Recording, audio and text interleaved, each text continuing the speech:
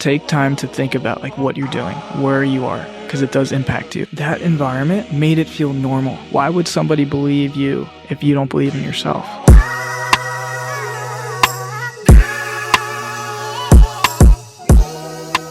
Ricky, welcome into Forever Forward, man. It's a pleasure to have you here. Thank you, man. So excited to be here. Yeah, well, it's funny. Before we even sat down, you brought me flowers. I can't remember the last time I was given flowers, so I just want to thank you for that gesture. Yeah, 100%. Yeah. I think, it's cool to kind of create first for people. So it was so funny though. I stopped by and asked this girl if it'd be like weird, like, hey, is it okay to give like a guy flowers? Oh, you asked her in the store? Yeah. I was like, all right, let's do it. Look, this is an awesome meeting because, like, I didn't know you before I started Forever Forward. And, like, I met you through this. And I feel like we're both kind of on a similar path. So, look, maybe it makes sense to just kind of talk a bit about where we're from and what has kind of made us tick. Yeah, man. So, from Bergen County, New Jersey. Bergen County. Yeah. Yeah. Been there my whole life. But yeah, definitely want to come on here, just kind of like explain the whole life story. And I think the crazy thing is like, I still feel like the same person I was back in high school. Yeah. And I still am deep down, but there's been so many things that have changed like on the surface. But I think a really cool place to start is just like high school. Yeah. Man. Well, so let's talk about that, man. I mean, what type of high school did you go to? What was it like? Yeah, well, it's a small school. Okay. Like I graduated with 94 kids. Public or private? Public. Okay. Yeah. Wow, that's a really small public high school. Yeah. So like North Jersey, it's a ton of tiny towns. But I think somewhere to like crack open the conversation is that my parents like got divorced when I was 17, but there were, some iffy times before that. And I think the craziest thing is that I thought basically until I graduated high school that I was the only person with like family problems. It's more common than you think. And I also think it's very common to feel that exact way. It's very isolating. Like this, I'm the only person going through this. And it felt like I couldn't really talk about it because if I did talk about it to some people, some friends, they didn't know how to respond. They didn't know how to talk about it. So I feel as if that was really the start of all of this because I would write out my feelings. Really? Like I would, since I was like 12, 13. It's the funniest thing because I still have some of my notes in my car. I don't know why. Yeah. But I feel some sort of comfort having that in my car. Yeah. Because I can look back and just think about things that happened. And being as a kid, like surrounded by adults who know, the right thing. Yeah, quote unquote, right? Yeah, it was super frustrating because I grew up observing everything, seeing everything and feeling that things weren't right. But everybody around me was telling me like, no, like you don't get it. And so the one thing that would help me would be to write it out. Because I would be so angry, and I wasn't an angry kid. I didn't want to ever take it out on anybody else. And I think that's really where things started to develop, like habits I didn't even realize I was forming, like being a people pleaser, because I was so sad at home, but I didn't want to show people when I was with them, right? So I'd write out my feelings, and it'd be such a great release because then I'd just go all out on the paper. Yeah. But I think that's also where this, I don't know if conditioning is the right word, because I don't think it was intentfully done from like my parents, grandparents, family, friends. But this idea that I was wrong in what I was seeing.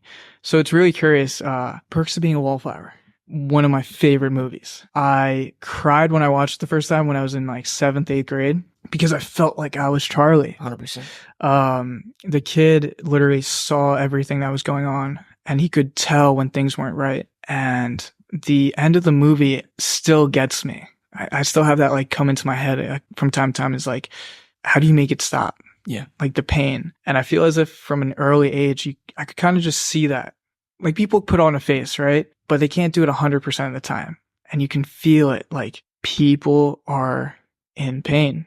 Yeah. They're maybe not confronting something that they should be confronting, but it's okay. Yeah. You don't understand. Yeah. Like you don't get it, right? The adults are talking. There was that coming from like the family issues and stuff like that. But then leading up into like the latter years in high school of like going into the drinking, wanting to be cool. And I wanted to do that, but there's always this string of like something inside feeling like, I don't think this is right. Yeah. And it took a long time to finally like come back to it. Can we talk about that for a second? This whole idea of being cool and wanting to be yourself. Yeah. Because they push and pull, right? I do feel like as you get older, you kind of outgrow that stuff. Like nobody cares. When you're in your mid-20s, late 20s, like I really don't think people care that much about whether or not you're cool or not. But like, especially so when I was like 14, 15, 16, like I was really preoccupied with just fitting in. And I wonder if you had a similar experience. That was me. Yeah. Like, in high school, I put on that face. Like when I went into school, I was the people pleaser. It's really curious. Like I remember there was a specific moment where I was a very competitive kid. Okay.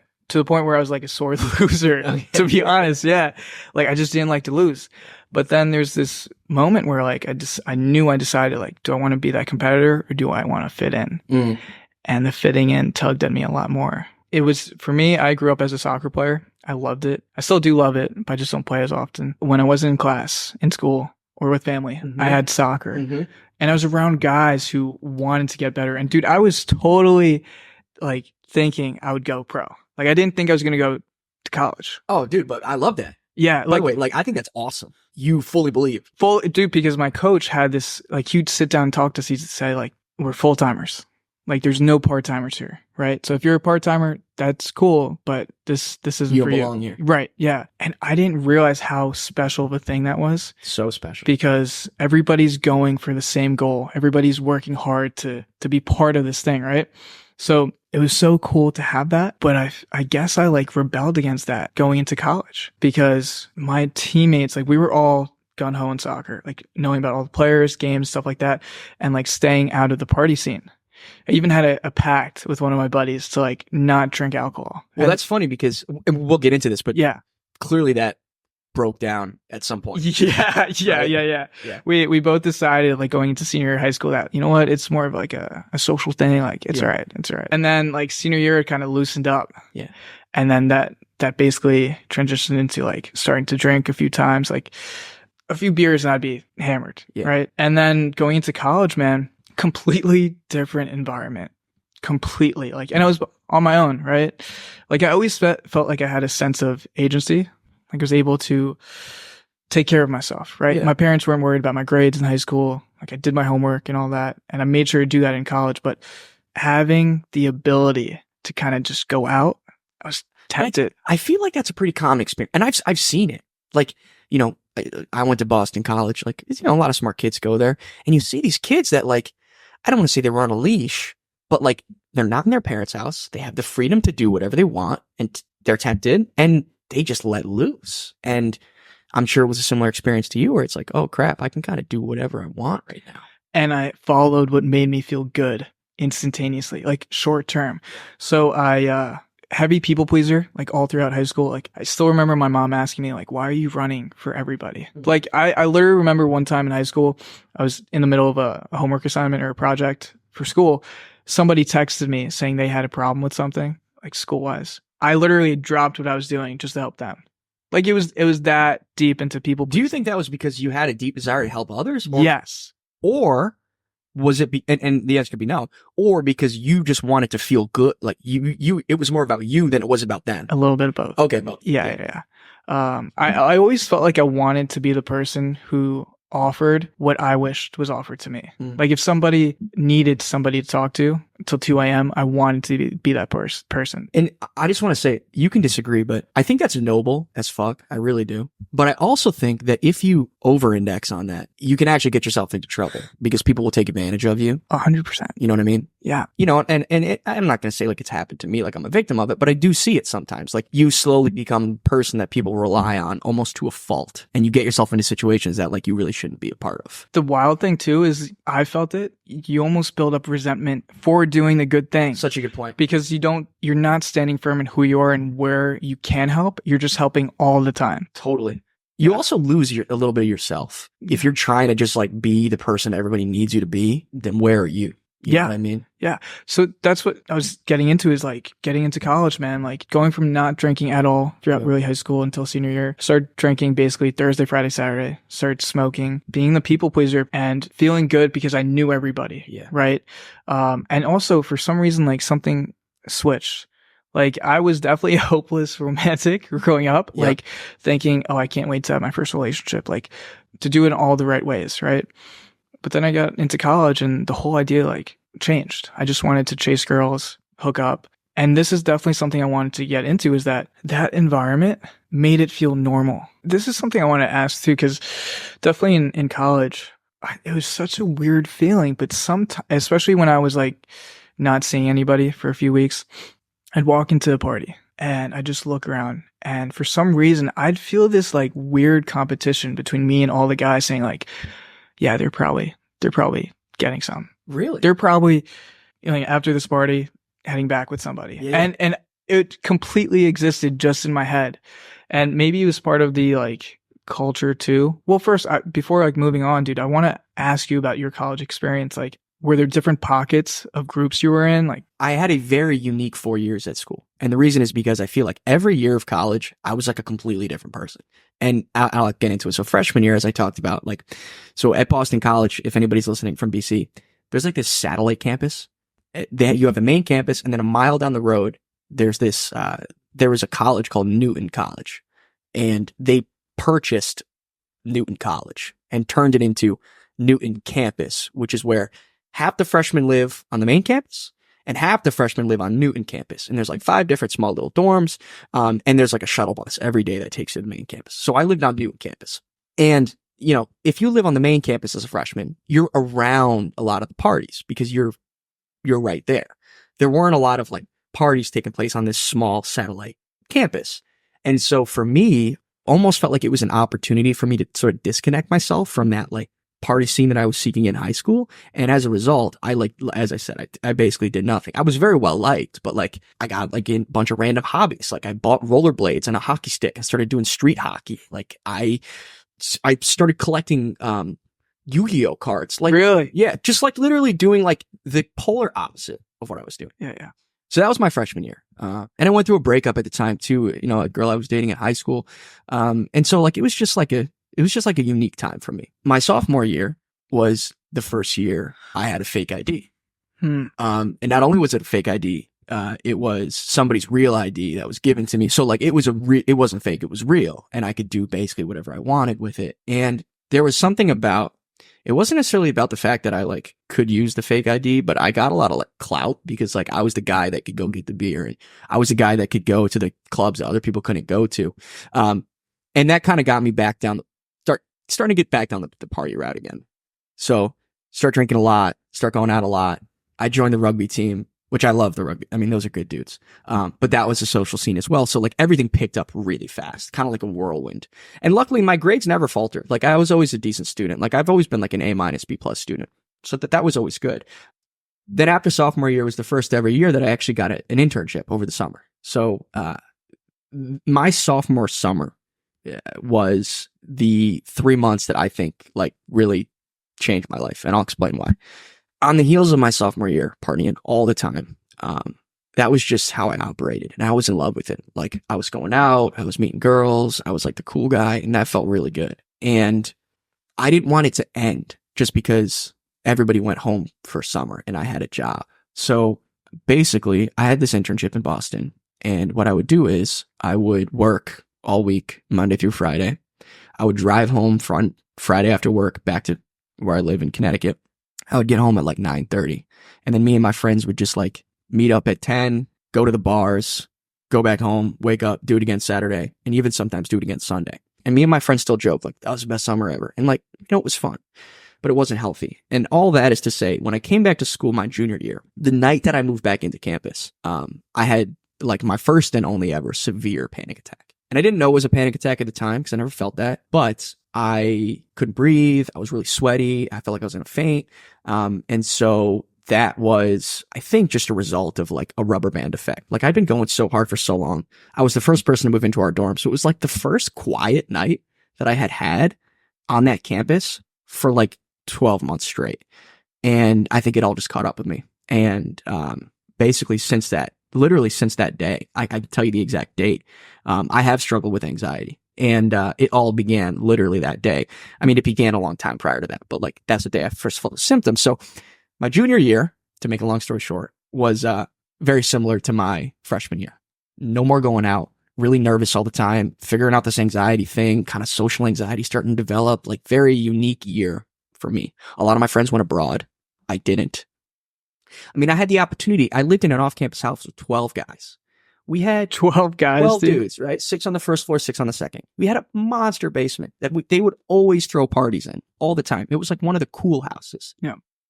And I didn't go. Like, I literally would just sit in my room and play Skyrim.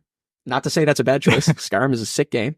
But, you know, I just was not the same person I was the year prior. I was not interested in that because I knew that what that, you know, meant to me was, you know, that's the thing that gave me the anxiety, the crippling anxiety that I now had. So I didn't want to deal with that anymore. So that was junior year. The partying is what gave you the anxiety? The effect, the compound effect of all the partying I did for 12 months. Okay. The snapback from all that was that, okay, now I have, you know, some mental health problems. And then my senior year, I think I finally started to find a bit of a balance. Like, my social anxiety faded. I started going out a little bit more, but I was never like the party guy that I was when I was a sophomore. And I think this is going to be an interesting place to transition to. But my senior year, you know, was the first year that I had to actually think about getting a real job. My priorities started to lie elsewhere. And so I started to look for a job, and that took up a lot of my time. And I was really nervous about that. And so, like, you know, socially, I was still in the scene. I was drinking, but not like a heavy amount. And, you know, ultimately ended up getting a job. So, like, it's just funny how, like, freshman year, no partying, nothing, like almost reverting back to being like a child.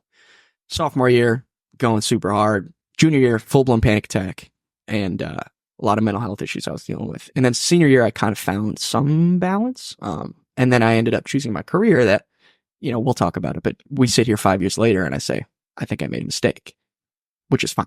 But college was an interesting time, man. It was a really interesting, formative time. I learned a lot, not necessarily in my classes, but I learned a lot about myself. I learned a lot from the people that I was around. It was overall really good. For all the suffering, it was really, really good. I'm glad you're framing it like that, because I was actually going to ask, through the years, how have you framed your college experience? Only positive. Really? Only positive, honestly. I mean, everything in my life, I try to frame as positive. And I really mean that. But even, say, like, first few months, first year out of college? For my first year out of college, I probably resented my college experience because I was still feeling a lot of the after effects of what that left me with, which was like a lot of anxiety and feeling a little bit disconnected from like who I really was. And I started working for a job that right off the rip, I knew like, this isn't for me, but it paid the bills. I'm really curious to ask this, like, was it the first job that really kind of came onto your, like, on the table? So I literally walked into a career fair with like my resume and just started firing it off to like tables. I had a degree in econ. I was like, I think I like markets. And I submitted 25 applications. I got 2 interviews and 1 job.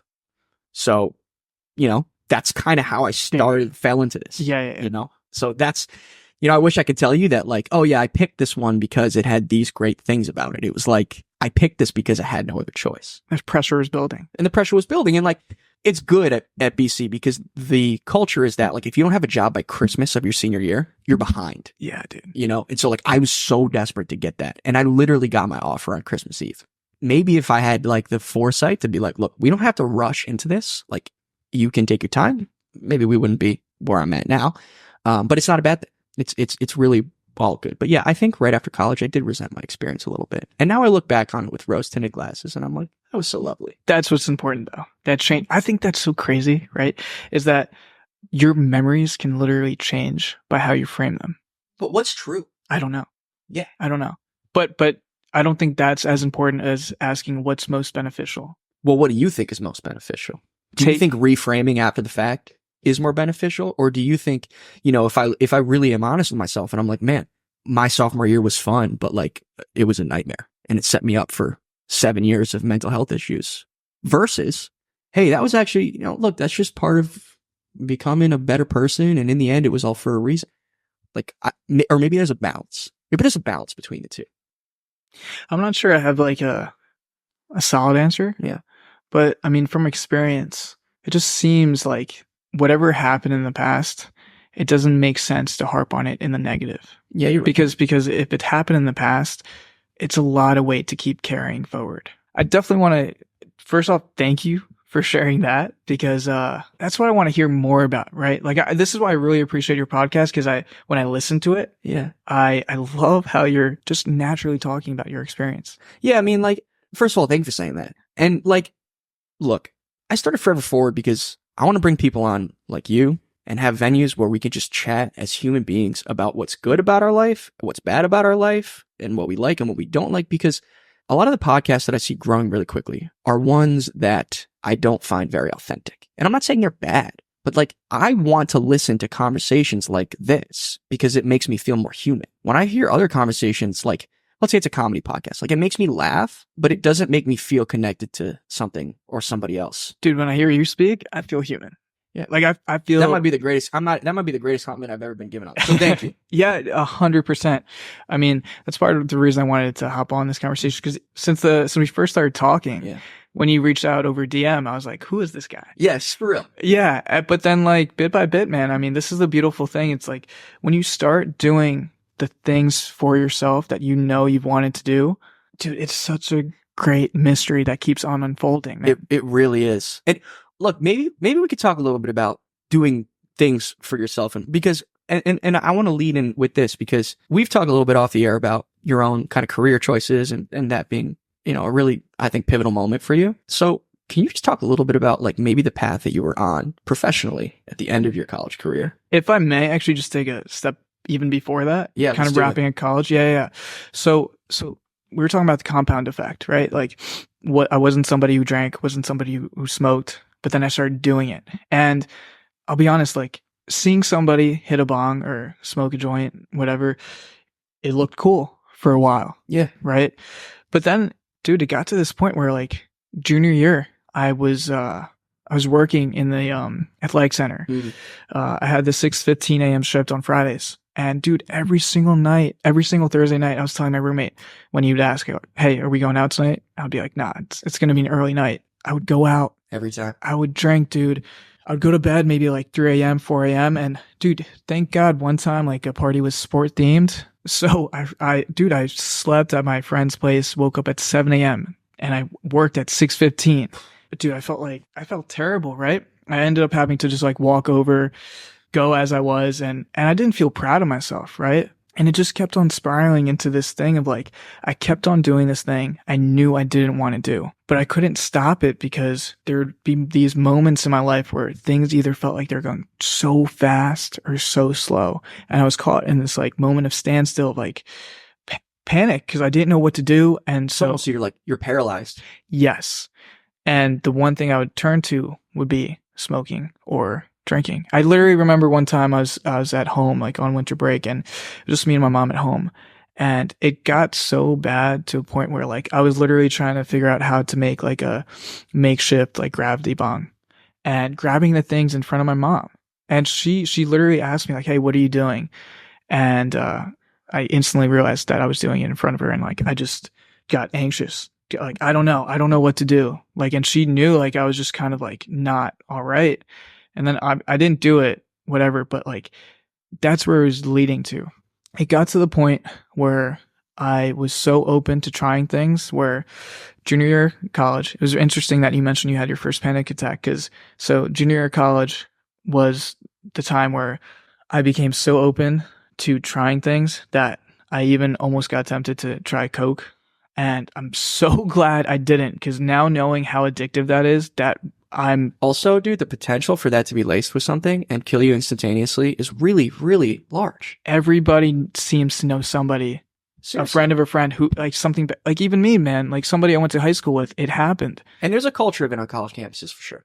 Yeah. Again, the environment made it feel normal, right? And I don't want to blame the environment, but I just want to bring this awareness to people listening to this, that take time to think about like what you're doing, where you are, because it does impact you. And to your point, I think what you're saying is like, you're not telling anybody how they must be. You're just saying like, seriously reflect on your actions because they matter and it's very important. Yeah, because this whole conversation is really tiptoeing around agency, right? 100%. Like it's nobody else's fault but your own, where you're at. And it's your responsibility to really take time to think, who do you want to become? What's the impact you want to leave? How do you want to show up for the people around you? That is such an important question that just people don't ask themselves. And that's exactly what I wish is brought up more often. Yeah. It's just the simple questions of like, at the end of high school, who do you want to become?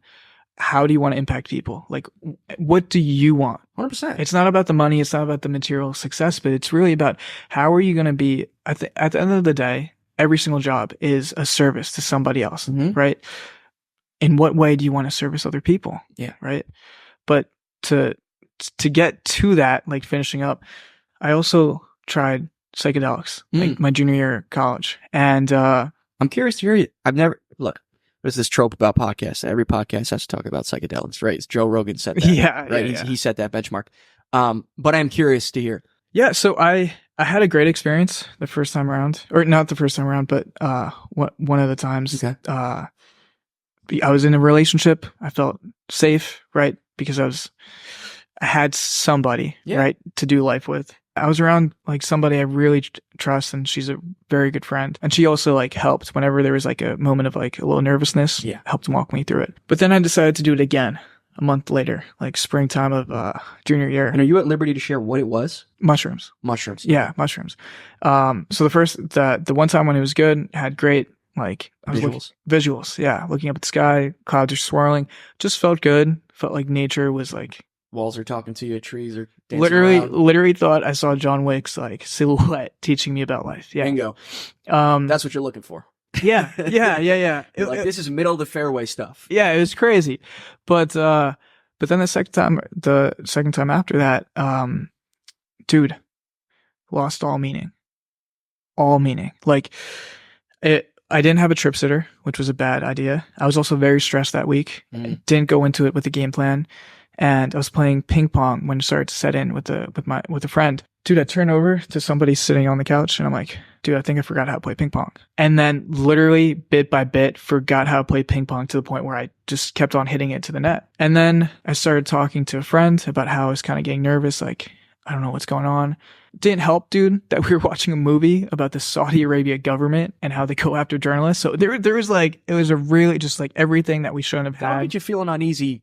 Just drinking some water. Yeah. Yeah. Dude, so I got in my head, like somebody said something and I started thinking about how like we only ever talk about the past or the future. And that really tripped me up. And then I started thinking about sentences and then I started thinking about like words and like what's the meaning of words and like, oh shoot, like it's all made up. Right. I got all the way down this spiral and I just got so scared. I literally thought like I was going to burn the house down because I wasn't sure if I could control myself. So you almost felt like you were like a prisoner in your own body. I just was at a complete loss, right? And thankfully, like it wore off. It lasted a few hours, but then, dude, the days after, like it was right near my 21st birthday, social anxiety started creeping up on me. Mm-hmm. Like for the first time, I'm a pretty social guy. I can walk up to anybody, spark up a conversation. I watched you do it in a Starbucks no less than an hour ago. Yeah, it's fun, man. Like lighten somebody's mood, right? For sure. And why not? But dude, I got so in my head, I was like, I don't know how to talk to people. And it sent me down this deep spiral of just like questioning everything. I wasn't really a person of like faith or spiritual really too much at the time. It didn't help that around this time too, I had read Confessions by Leo Tolstoy. Real quick on that, he just writes a book because he's thinking about committing suicide. And he's trying to write about his life, about how he was a veteran. He had become somebody like uber successful, had like a lot of land, all the money you could imagine, all the women, everybody loved him. But he knew deep down he was a gambler. He had killed people. He had cheated. So Confessions is him confessing everything. To who? I think to himself, because the book really goes down the rabbit hole of like where he was trying to find meaning. He tried finding it in a career, in his marriage, and he couldn't find it. Yeah. And he asked this one great question of like, if life is infinity, like if it like a line, right? Infinity and infinity, what's the point of growth? And he was asking a lot of questions I was asking myself, and it got really scary. And thankfully I finished the book because he ends on a nice note where he doesn't commit suicide. He ends up saying like, as long as he keeps looking up with faith, God takes care of him. Like life takes care of him. He can keep moving forward. Right. So anyways, like that book also sent me in a spiral. And I remember my mom helped me get my first car, like in college. Dude, and we got in North Jersey. I went to school in Rutgers, Camden, South Jersey. It's like a 2-hour drive. I was so scared to drive back down because I didn't know. Yeah. Like I knew I was in control of myself, but I was so scared of where the thoughts were going. Because you just drive your car off a cliff. I would veer into the, What do you call that? the divider. Yeah. I was so scared, man. And that summer of junior year, man, it was just repeat, dude. Like I went to a gym with a buddy, but I kept on thinking like at breakfast, like, what's the point of this? Like if it's just infinity, like what's the point of waking up doing the same thing over? I forgot about the mystery of life. Like I just got so pigeonholed, and it got to the point where it was really scary because I never thought I'd act on it. Yeah. But the ideation of like, what's this all for? Why am I even here? Like, why should I keep on going if all I'm going to feel is this pain and this like. Well, I think it's interesting you bring this up. And I think I've said this on prior episodes, but like some individuals that are like what I would consider very intelligent, right? And that's different than I think being smart. Like, okay, I've been around a lot of smart people that just like can remember things and can like formulate an idea, are really good in their field, but like folks I would consider like very wise and intelligent and self-aware. Like having a deep sense of self-awareness is honestly a little bit scary because you start to wrestle with these existential questions that you're bringing up. And those are questions that when you really ask them, like, why am I here? What's my purpose? What's the meaning of all this? It can be a very bleak answer when you really break it down. And so like in some ways self-awareness is a blessing, and in other ways I think self-awareness is a little bit of a curse. Double-edged sword. Double-edged sword, yeah, right? For sure. It's I'm grateful that I'm a self-aware, and you are clearly too, that like I have my own internal monologue, I question my biases, I try to, understand the reasons why I'm doing certain things, but at the same time I don't love to be like driving in my car and just have the thought like, what's the point of all this? Yeah. Right. Dude, and it feels like such a deep hole because especially with people pleasing, dude, I felt like ashamed almost to be around people because I didn't want to bring them down, and I started isolating myself because I didn't want to bring them down, because you didn't want to start asking these, like, I'm sure it's at the front of your mind, like it's once you get those ideas in your head. I know this because I am this person. It's very hard to not want to say something about it because it's so like pressing. Like, man, we got to address these questions. Answer. Like I want an answer. Yeah. The truth is you're never going to find an answer. However, most people don't want to talk about that stuff. And it's not their responsibility to sit there and have an existential discussion with you. It's just not. And that can be really hard for people like us that want to have these conversations with people that like, they don't want to talk about that. Because the way I see it, it's scary talking about what we're getting into. It's because just like that. Once you stretch it out, you really see what's firm and what's not. And I don't think anything's 100% firm. I was just going to say, and you realize most is not firm. Yes. So, but the thing is, dude, I'm so grateful all of this happened because of that happening junior year, I went into senior year, like first thing I did, got a buzz cut. Because I was like, I gotta challenge how I feel about other people feeling about me. Really? Yeah, because I knew that it wasn't other people how they thought about me. It was this phrase: I am not who I am. I am not who you think I am. I am who I think you think I am. Say that last part one more time. I am who I think you think I am. Yeah, because for example, dude, I thought I played soccer in college, right? By the way, congrats, college athlete. That's pretty cool. Thank you. It's a thing I wish I could have done. Thank you. Unfortunately, I don't often stand on the podcast because if you saw me, you would realize that I could never have played college football. With that said, congratulations. That is cool. Thank you. Different conversation. I think he could. I appreciate it. Wanted. Yeah. I didn't play much. I didn't really get on the field at all. But again, I didn't like the environment. The person I became in it just wasn't somebody I liked. Right. I quit going into senior year. So you played for 3 years. Yeah, and I quit because I needed to get out of that. Right. Got the buzz cut. It's very interesting. You wanted to get a buzz cut. And I can say this because I only shaved my head once in my life, and it was during COVID, and all the barbershops were closed, and me and my buddies were on like this fitness kick. We were like really going hard to the point where like I almost didn't care about anything except going to the gym. And I shaved my head for two reasons. One, there was nobody to cut my hair anyways, and two, I thought it would make me look more jacked if I shaved my head, right? And it did, and I looked good. But what I will say about this... I gotta see a picture after. Yeah, I'll show you. But what I will say about this is I did not expect the feeling when I first looked at myself with a buzz cut. I had never seen myself that way. And so there was like this, not to make this like existential, but like there was this weird like 2 seconds where I went in front of the mirror and I was like, who am I looking at? Like literally, who am I looking at? And it almost makes you, in that moment, you realize like, I am not like how I look. I am more than that. right? And it forces that realization into your head because you don't recognize who you're seeing in the mirror, and you have to reckon with like, oh, there's more to me than like my appearance. Yeah, I'm glad you said that because I thought I looked like an egghead when I got the buzz cut. But it's just funny you shake your head, right? Like it's such a radical thing. You're like, I'm gonna uproot everything that you might think I am, and even to yourself. Yeah, but that's the important thing, man. You're more than what is on the surface, right? And so I started going down that path, man, and started attempting to step back, but I couldn't because I was still in that environment. So even when I tried to stop drinking, I still went out and drank. There was always a reason. I'm not drinking. Were you making any progress? Or? Not really, man, because there'd be a birthday. Oh, you gotta take a birthday shot for me. You know, I didn't want to feel bad. Yeah. You try to be a people pleaser. Yeah.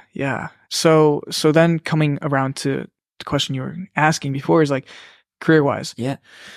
I went into college studying finance, minoring in economics, actually. Ended up dropping that. Good choice as somebody who majored in economics. I loved the classes. I really enjoyed them. But by my spring semester of senior year, I just lost all motivation. Like really went from 3.9, 4.0 student to, dude, I think I got like a 2.2 for my last semester. Barely scathed by, like, because I lost all more motivation because I just went into college wanting to play soccer. Mm-hmm. I loved it. Still had some idea of like playing professionally somehow. Mm-hmm. Lost all that motivation, became a party goer. And the finance degree was basically just cause, you know, people said I'm a good talker. I can connect with people. You probably do good in that industry. But as I got closer to graduation date, I was like, this is not what I want to do. We spoke earlier, like I actually got an internship with Morgan Stanley my last semester of college, which is a very, you know, if you're not financially inclined, you might not even know what Morgan Stanley is. But like Morgan Stanley is like cream of the crop. It's a good name. Yeah. It's a good brand name. And I was also already in like an accelerated MBA program. Yeah. Right. So after I graduated with my bachelor's, I just had to do one more year and then I had my MBA. So I got closer and closer to that end date. And dude, like we talked about this, like I realized it wasn't for me. But it took time to realize the thing itself was not evil. At the time, I thought it was evil because I was like, these people, they're only helping already wealthy people with over like $1 million to invest. The guy who I looked up to, swell guy, very polite. And the people I was around were all polite and very nice, smart, but they weren't living the lifestyle I wanted to live. And so basically the week leading into graduation, I got anxious, man. Like I got anxious because I was living this, what felt like a lie. Yeah. Because on paper, I was about to graduate on time, had good grades. Parents, nobody knew how bad I was about to do the last semester, right? Was about to go full time. I mean, literally on paper, you had it made. Yeah. But I felt terrible. I was such a bad smoker, drinker, didn't respect myself, was just hooking up and whatever. Living with very loose morals. And that felt terrible. And I don't know if you can relate to this, but it's not one thing. I think what I really like about Rich Roll, he has a podcast. He talks about this whole identity change thing. It's not one moment. It's a lot of different pieces that add up. And one of them for me was, I think it was senior year, getting drunk at a family function and looking at my brother and just seeing the look of just disgust on his face. My brother's 11 years younger than I am. He was probably just like embarrassed. And I was embarrassed. You were embarrassed. I was embarrassed because me growing up, I always looked up to older people. I always wanted to be around them, always wanted to learn, right? And I always thought they were cool. And in that moment, I knew the thing I was doing, cool or not, I didn't care at all because that's not the person I wanted to be for my brother. And you could probably see it so clearly in his face. I bet you his face, that mental image is like ingrained. I don't know if he remembers it, but I do. Yeah. And I think I'll remember it for a long time. But anyways, like, so I ended up graduating and dude, I didn't mention it, but I also had a panic attack junior year. Really? Yeah. Dude, I had a project due at midnight, just wasn't doing it. It was like on my birthday too. And I get weird around my birthday. You know, I don't know. It feels weird. But I was laying on my couch, just trying to get comfortable. Heart was going. I didn't know what to do. And I thought I was going to die. Because that's the thought. That's the thought. If you're listening and never had a panic attack, have some empathy for people that have, because it feels like you're going to die. They humble you. Like they Yeah. humble you. Because they feel like they're not going to go away too. I mean, For me, at least. I mean, look, if your greatest fear is that you're going to die, you are faced with it when Yeah. you have a panic attack. Yeah. So I definitely want to bring this up too. Is like, I think the day after I graduated, dude, the night before the night of graduation, I went out to a local bar, got super drunk. Yeah. Blacked out. Thank God I made it home, dude. Because I just sparked up conversation with two dudes in the bar, and then one of them drove me home. Are you? He was definitely drunk. Yeah. So, dude, it just gonna touch on this too, but like decisions matter because they lead to other decisions. But the first day after I graduated, dude, I literally looked like I was like a crack addict. Somebody like fiending because I woke up late, was hungry, started like pouring a bowl of cereal, then was thinking, should I put something on the TV? Should I go on my phone? And I literally just started doing everything because I didn't know what to do. Mm-hmm. I got so anxious. But again, I'm glad all this happened because I needed it to happen. I ended up, after graduating, accepting a full-time offer for this company that let me start in September. And I spoke to a teacher. I was looking for answers, right? So I went back to my high school, spoke to some teachers, and one of them told me about how they work professionally on Broadway or in theater. And one of the things they did was they worked as a server beforehand because they knew they could go for it. And if anything ever happened, they could always fall back on serving. So they planted the seed in me. I moved upstate New York with my grandparents for the summer, remote area, working in a restaurant. And I thought since I was out of the environment, I was going to change. And the first thing I did when I was by myself, because I moved up there a week before they did, is I went out and got a 6-pack of beer. Really? And the first sip, I thought, like, what am I doing? And so I ended up just working like 60 hours a week, like in the restaurant. And they had beer on tap, at the end of the shift. The chefs would drink. I didn't really partake until the last few weeks. I started reading a book called The Easy Way to Stop Drinking by Alan Carr. So many people reference that book. I got it from Nikki Glazer. Nikki Glazer. She was on the Joe Rogan podcast talking about it. Nikki Glazer, of all people. It's just funny to hear that because she's kind of a character in her own right. Yeah. Is she sober? Yeah. Okay. As far as I know, yeah. She talked about her experience reading the book. It had piqued my interest like a year or two prior. And I was like, you know what? That summer, I kept on giving myself the excuse, like this wedding, this trip. So I finally read the book. He lets you drink while you read the book. Which is awesome. Because that's kind of how like life, like if you want to do anything, you can't really go 0 to 100. Yes. Right? Yes. Let's be practical. And I think this is what we're touching on too, is like experience it, learn for yourself. So I read the book, started drinking, but he started like, I'll say it, like brainwashing me, like making me very aware of what I was doing. Like, do you actually like the taste? Do you actually feel more confident, or do you just not realize the risk? Right. And I ended up, dude, drinking with the chefs after work. And around this time I'd started making some music, not great at all. So the last night I drank, I showed my coworkers the mixtape I'd done with a friend. Nice. I was scared. I was nervous. What'd they think? They were just kind of laughing because the cover art was kind of, it was wild. It was like I was holding a guitar with underwear on. Yeah. That was it, But dude, I drank like 4 beers within like 45 minutes. I was drunk. It was a 10-minute ride home, and I drove home drunk. And the whole time during it, I knew what I was doing was wrong, and I was just saying, this is so stupid. Like, what are you doing? Like, you get pulled over and you have a DUI.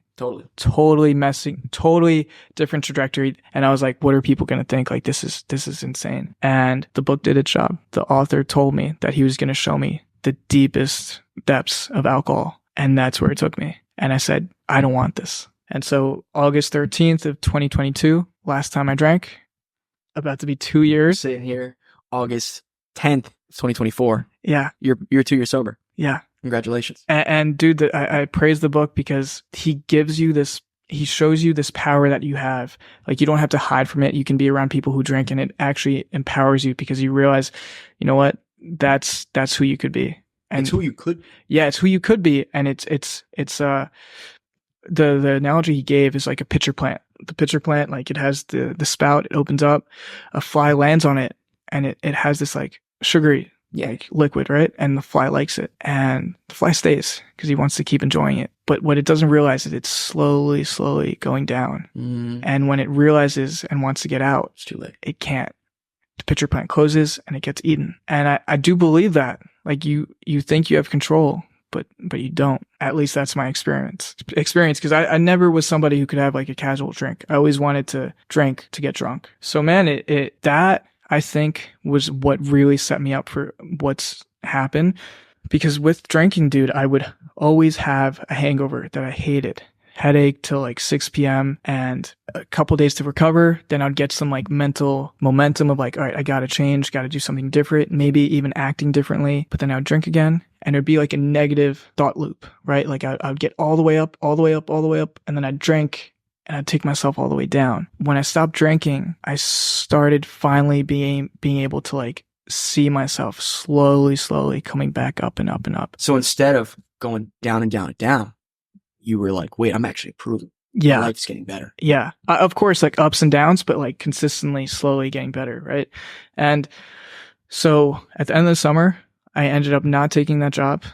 I ended up not going back for my MBA because I knew it wasn't what I wanted to do. And I didn't want to double the debt I had, which I just didn't think was reasonable. I think it's a pretty fair thing to not want to do. And I ended up working in real estate for a little bit with an uncle of mine. But then again, I did that because low key, I knew that the path I wanted to go down was different. Yeah. I wanted to do music, wanted to express myself, help other people, like literally open up the conversation about life. And at the time, I was dating somebody who really backed me up. She showed me myself again because we'd have conversations about what I was going to do in life and the next 3 to 5 years. And she would question me saying like, but Ricky, like, is that what you want to do? And it came to it like November of 2022. I quit real estate without having any plan and finally realizing like I wanted to take the narrative back into my hands. Yeah. So like from all of that in college, like I was ashamed of it. I was angry at myself. I was thinking like maybe I should have aimed higher of myself because I probably could have went to like a better school. But if I hadn't gone through all of those things, like I feel blessed because I feel as if I was able to be shown the depths of smoking weed, of drinking, of just chasing temporary relationships. And I realized that's not what I wanted. And so fast forward to now, like I started working in a restaurant where I feel as if I'm able to like learn from talking to so many people, but also seeing how the restaurant works. It's so intricate. And it's a stepping stone. Like now, dude, I've got this dream of creating this personal brand. Yeah. Definitely now leaning more so into fitness, but have desires to like tap back into music once I'm like more concrete. And the whole idea, man, is to push because we all have more in us than we think, man. And it's belief. It's cultivating this belief in yourself because why would somebody believe you if you don't believe in yourself? I love that. And what I love too, you talk about this personal brand, right? Yeah. You know, I think the reason we connected in the first place to bring this all the way back is because I saw one of your posts about belief in yourself and being authentic, and nothing about your page is fake, right? There's no Lamborghinis. There's no flashing money. It's purely about like radical acceptance of who you are and moving forwards in life with the pursuit of your own righteous goals. That is like a very different approach to a personal brand than I think a lot of people take. And you're doing it because you've lived it. You're doing this because you've suffered and you've seen what this can do for your life. And you're trying to help other people to find that for themselves. That's like the most honest pursuit that I think a man could have. That's it. I could have gone down the path that like I was going down and make a good salary and be good. But it's about what's here, like in my heart, right? Like I said in the beginning of this chat, like Charlie from Perks of Being a Wallflower, like seeing the pain in people's eyes, like I've been there. And all I want to do is really express that because I want other people who've gone through the same thing to know they're not alone. But more importantly, there's more to them. Right. If they don't give up, the only way is to start improving. But it's based on the foundation of you creating yourself. I don't like this idea of like finding yourself. It's creating the person you are becoming. We spoke on this earlier too, is that hiding yourself or distracting yourself. For me, I can't do that. Right? Like, of course I can, but there's going to be this gnawing saying like, what are you doing? From how I understand it, if you don't know who you are, people tell you who you are, or you play the character that you've been for so long, right? So you have no real. And there's another part to that too. And you believe it. Yes. And, it's so scary to step out of that, because I would argue that you don't even have a foundation. You're just kind of pushed, right? Yeah. Back and forth, back and forth. But the scary thing is that you believe you do have a foundation of who you are. And when you start stepping into who you actually want to become, who you've always really been deep inside, you start with almost nothing. You're building on like nothing. But you're building. I would just ask you to think about it. Yeah. Like, are you the person you really think you are, or are you the person that people have told you you are? And I say that because, you know, I've grown up with people telling me I'm a kind person, that I help quite often. And I like that part, right? But here's something I wanted to bring up too. And maybe I'm just going on a tangent. It's not really one full thought, but you had mentioned with the people pleasing that people take advantage. And the one thing that can build up resentment in somebody who is a people pleaser is this feeling of being used. And when you keep on being used, you're not really standing firm in who you are. And at the end of the day, you are yourself. Like, you are the only person that is you. That knows you. That knows. Fully. Right? Yeah. So, you know what? That's why it's so important, I feel, with my experience, like, open up. Yeah. If not with anybody else, at least with yourself. Like, start being honest. Like I said, I regretted my college experience for a while. And there's probably a little lining of that still there, right? But without having that experience, I wouldn't be here. I wouldn't be having this conversation. 100%. And I wouldn't be starting to change the trajectory of my life. And that's so important, because I think, again, what we're tiptoeing around is building a life where you're building the person you are, and you have a direct say in the impact you have in the people around you. And if you don't know it, you impact people. Like, it's not just how people impact you, but you directly impact your world, your family, your friends. That's your choice. And that's the biggest lesson that I took from Man's Search for Meaning in Viktor E. Frankl's book. In a quick recap, he was a psychologist, and he was put in a Nazi concentration camp in World War II. And throughout the whole book, he's just talking about his experience, right? And basically he says, like, if everything is taken from you, you're still left with your choice of what you're going to do next. I think people might forget. I forget about that. Yeah. But we always have a choice, man. Yeah. And you'll figure it out. You'll figure it out. Like, this is why I want to start sharing the story, because I think there's strength in that. I think you'll find the people you actually want to be aligned with, because how are you ever going to find the people you want to associate with if you hide the person you are? Because then they'll never meet that person. And also too, like, more on a spiritual note, starting to read the Bible. And I'm really curious to get into the individual stories of the disciples, because I believe they weren't good people, right? But they're in the Bible, and we talk about them as if they're great, but they were bad initially, quote unquote, right? They made mistakes. Everybody's making mistakes, man. I think this is the crazy thing, is like being scared of judgment. It's like peeling an onion. I still have so many layers to go, but I want to peel. Yeah. Man, I want to peel, right? Because this is beautiful what we got going on right here. I'd love to end on this thought. I think the true measure of success at the end of one's life is how deep of relationships they have with the ones they love. I completely agree. That's all I want. Yeah. Well, I can't thank you for coming on, brother. Thank you, Mike. This has been a pleasure, man.